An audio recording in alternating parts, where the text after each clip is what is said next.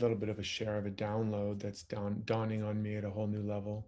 It came in just a moment ago, um, but it's something to think about and to contemplate and to begin to open up to practice, and especially as a leader, but just in general as a person, is the idea that there really are no problems,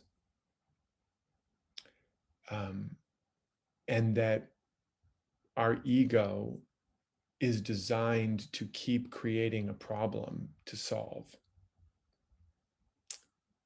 It's, instead of I think, therefore I am, it's I have a problem, therefore I am. I have drama, therefore I am. And it's pernicious. It's the core. It's really at the core, the belief of good and evil, the fall from grace and innocence, and the belief that there's a problem to be solved, is the fundamental construct underneath. There's good stuff and there's bad stuff. I got to get more good stuff. I got to get rid of the bad stuff. That constitutes the endless round of problems. And from the very smallest, to the very biggest. I need a Starbucks. Where's the Starbucks? There's a little minor problem, but to the grandest problem. And it doesn't mean we don't, be good stewards of what's in front of us and manage our affairs accordingly as best we can. But and it sounds so obvious on one level, especially if you've been listening to me for a while or listening to any deeper metaphysical or mystical teachings. But I want you to begin to just notice the energy of how much you are trying to solve problems, right? It could be something like, I want to lose weight. And so now I'm going on a diet and I'm exercising and all of that. But if you notice closely, and maybe not so closely, that's because you have a problem, according to your mind, which isn't to say you don't exercise or take good care of yourself, but there's a different energy when something's coming from a place of vision or inspiration, from a place of joy or expansion, which is life emerging. In other words, life is infinite. And so therefore you're always going to be evolving and growing and becoming more, right? So when I'm like, oh my God, I want to write, I'm on the piano and I'm working on a new song, I'm not solving a problem. Life is expanding through me. Or, oh, this book idea, I want to write this book. I'm not solving a problem. Or even right now, I'm not solving a problem. I'm saying yes and honoring where life is expanding in me, where God is breathing through me, otherwise known as enthusiasm or inspiration, to be in God or to be the breath of God, or which is another way to say life emerging, right? When the seed cracks open, it's not solving the problem of being a seed. It's not solving the problem of a lack of a plant, for lack of a better word, right? When the seed cracks open, it's saying yes to the life that's there always emerging, right? And then when it grows taller, it's not solving the problem of being shorter. And then when it blossoms flowers, it's not solving the problem of there not being enough flowers. And then when it becomes fruit, it's not solving the problem of there not being enough fruit. Now, that doesn't mean the flowers don't then serve a need for the bees, and then the fruit doesn't serve a need for other creatures, including us. But it's not coming from it's not solving a problem. And this is all of science, most of science and the theory of evolution and all of this is in a paradigm of a problem solving mechanism, right? It's the belief that evolution is evolving to solve the problem of survival. And so it's always looking for the next best way to not die, the next best way to not have its gene stop existing and therefore procreate, et cetera, et cetera. And that's what it looks like at the relative level. So this is deep and deeply embedded. Again, it's really, if there is any problem, that's the only problem there is. The only problem is the perception of good and bad, of something you have to get or get rid of, which is the core and the crux of the false self and the nature of human beings, and everything that we're doing is a reaction to that, or it's a response from life. And all the great mystics that came along were not teaching us how to solve a problem, unless we want to say there's only one problem, and it's the problem of this perception of being apart from life and therefore believing we have a problem. We have a lack of some kind. We have a power to overcome. And then that just unfolded into the Tower of Babel, into the Legion, and into this collective consciousness. And there is no solution in that. And Einstein said you cannot solve a problem at the level of thinking that created it. And I go a step further and say you can't solve the problem at all. But his gets at it in the sense of, meaning the solution is go to a higher level. The solution is always expand. The solution is always don't try to save the world, but serve what's emerging. So there's a lot of ways we can get at it. And when Jesus said, don't worry about your life, he was saying, stop being a problem solver. Seek first a greater connection with reality. And what you were trying to solve will dissolve, because at the higher level, it doesn't exist. It doesn't really exist at all. And then it'll look like there's things being added to you. You have food, you have clothes. In other words, life as it expands will interpret itself according to the seed that it is expanding through, right? Life as it expands interprets itself according to the seed pattern it's expanding through and as.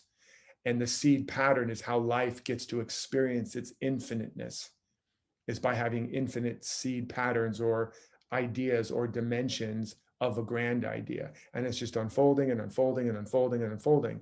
And the more we can become masterful of keeping our eye single on that, what is unfolding, what is emerging, what is the truth, who am I, illuminate me, versus the problem-solving thing, which puts us back into the separation, the illusion, and the hamster on a treadmill, and just causes us to keep creating more problems to solve. The more we will come closer to living and becoming liberated, really, and living in that true state of leadership, and meaning, and thought leadership, meaning we will find ourselves on the cutting edge or the emerging edge of thought, of a vision, of an idea, of a possibility. Because as soon as you try to solve a problem, you're no longer a leader. You are now stuck in an existing construct, in an existing dream or hallucination, and you're just moving deck chairs around. Like if you're dreaming and you're drowning, and so you're trying to solve the problem of drowning, and all the things you may do to solve that problem is never ever going to solve it, because it's not an actual problem, right? But you could have the experience of endless solving while you're dreaming. But if you just woke up, and then if there's a bunch of people around you also dreaming they're drowning, you could just go, knock, knock, hey, wake up, hey, wake up, hey, wake up. And you'd be the master of saving people from drowning just by waking up from the illusion that you were drowning. You get it? And so, and we all have a version of that. We all have an area in which we're meant to wake up from some dimension of the problem, of the matrix, of the hallucination. Doesn't mean you will wake up from it all, but maybe you will. And you maybe already are in some areas, where you just don't seem to be caught up in something. But this is just something to begin to notice, right? And just begin to play with. Like, if I'm doing this to make money, well, then am I trying to solve the problem of not enough money? Like, be honest. Because if so, even if it works a bit, All you've done is you've perpetuated the time that you're going to be asleep and have to keep solving that problem. And it's infinite. It's legion. Its name is legion. You'll just keep having new versions. Like I said, you'll get a bigger paycheck. You'll just be broke in a higher income bracket. Or now you have to worry about taxes. Or now you have to worry about people taking it from you. Or now everybody wants something. It'll just be different versions within that dream, right? Until you stop solving that problem and instead become more interested in awakening to the truth, right? And that's just one example. I know that I've certainly, the reason it's in my awareness is because I'm becoming aware of it for myself and noticing where, and you know, in all compassion for ourselves, it's easy to get caught in that. It's especially easy when you have some pretty big problems you're facing, quote unquote. You know, somebody gets sick, somebody dies, finances go disappear, your body is hurting, you are fighting with your partner, you are struggling with your family, there's a war, there's economic disaster, whatever. It's not, we're not saying it's easy, right? That's why the path is narrow and straight, and few there be that walk that path to life. And but every step we take towards that life, towards that light, it's worth it. And when we find ourselves facing the crises and the challenges that are really tempting us to solve them, it just means that our contract is to carry a lot of light. The deeper the roots have to go into the dark soil, which is made out of everything that has died. That's what soil is. The deeper the roots, the taller the shoots and the richer the fruits.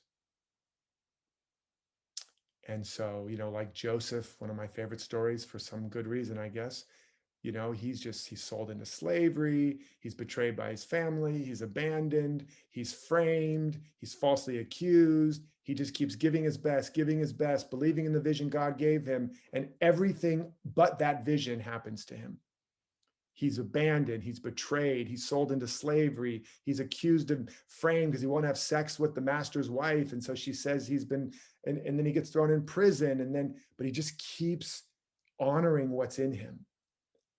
Like my waiter's job, the small version, a job from hell, show up as if it's the job of your dreams. That's a version of don't solve the problem, be the solution, be the answer, be the change. Embody it, bring it.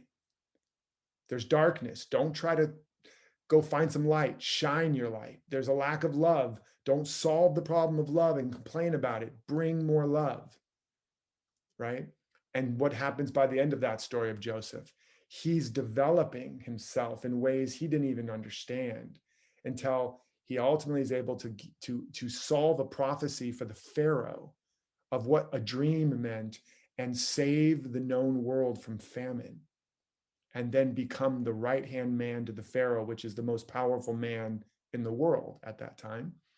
And when his brothers come to him and say, oh shit, you know, you're going to kill us now for everything we did, he's like, relax. No, man may have meant it for evil. The problem, you know, all this world of temptation to solve problems and all, but God meant it for good, that there may be an expected end. All of this was developing me to fulfill my destiny. None of it was a problem.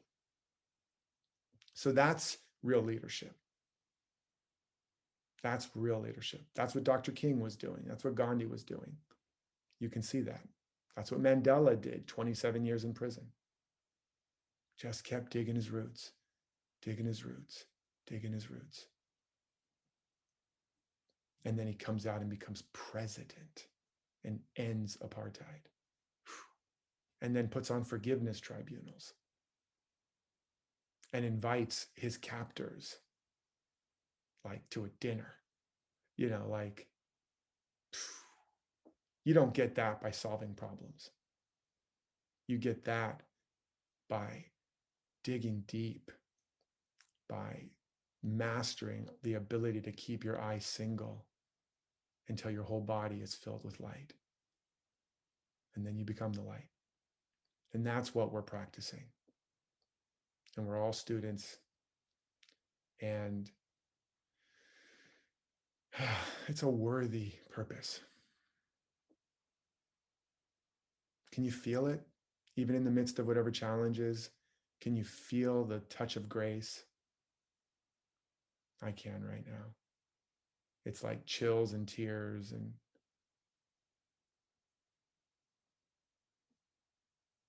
I'm really honored to share it with you, this path. So that's what I have to share today. At least that's the download. So as the famous psychotherapist on Bob Newhart said, stop it. Just stop it.